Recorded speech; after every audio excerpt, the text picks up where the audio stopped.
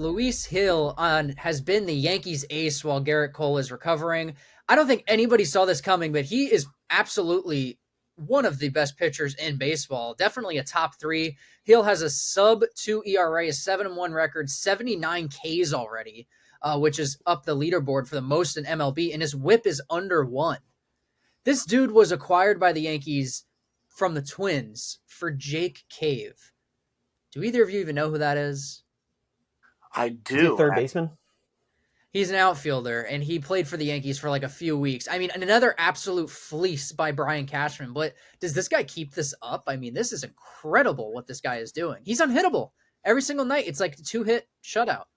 First of all, Yankees rotation without Cole, a 2.77 ERA, a 1.12 WHIP, and he is The best in baseball. And he Yeah, is Rodon, man. Rodon too, yeah. All of a sudden, the question, like, dude, Clark Schmidt, 2.52 ERA with a 1.14 WHIP. Like, and he just went on the IL, which sucks. He's going to be out for 8 weeks. It's okay. Ooh. Stroman, dude, stick an apple in my mouth, bud, because I was talking a lot of shit, and he is shoving in New York. Look, Luis Gil is really good. It reminds me of a young Severino when he was good. Obviously, we know that didn't end up well. No, that didn't play out too well. But no, his stuff is electric, and it's exactly what the Yanks needed. We talked about it when the injury happened to Cole. They needed to buy time and be competitive when Cole was gone. They have exceeded expectations. Yeah, for sure. And I do think, he continues this stretch too. I mean, whether it's betting or, any other sport too, when somebody's on a heater, like, you got to keep riding them when they're on a heater, and he looks filthy right now. It's crazy because he just has shown no signs of any sort of weakness. I told you that 7-1 record, even that loss that he got, I think he gave up like 2 runs. Like, it's not like he got lit up one day. Right. Like, he's just been shoving all season long. Yeah, not only to mention that Yankee staff, my final point, 27 quality starts. Yeah, that's helping the bullpen out a ton. Yeah. And the bullpen has kind of been a spot that I think a lot of fans in the beginning of the season were really was a big question mark around it. But Clay Holmes has been lights out, probably the best closer in all of baseball. I think no one saw that coming. Except for his one blown save the other day that was brutal to watch. That was just unlucky. Blue pit after blue pit. Blown save, dude.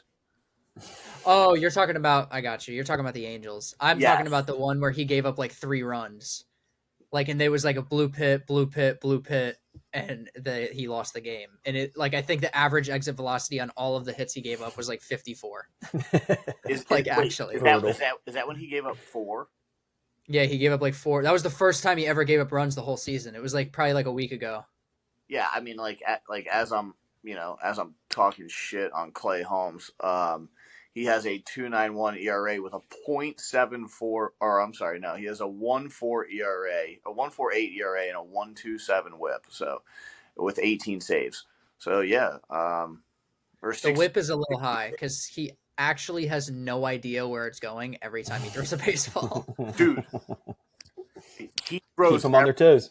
Dude, he throws every ball middle, and I think on his face reminds me of Pete Fairbanks. I think they're shocked when they throw a strike. Yeah, I don't know how he keeps up with this. I think it's crazy. His ball moves so much to where it's definitely unhittable, and it makes sense as to why people have such a hard time hitting him. I mean, he has like 20 inches of horizontal break on a 98 mile an hour sinker. Like, that's hard to hit. Very hard sinker. Yeah. Like, that's very hard to hit. But he has no idea where it's going. There's no way they're calling location. There's no way. It's just fastball middle. Yeah.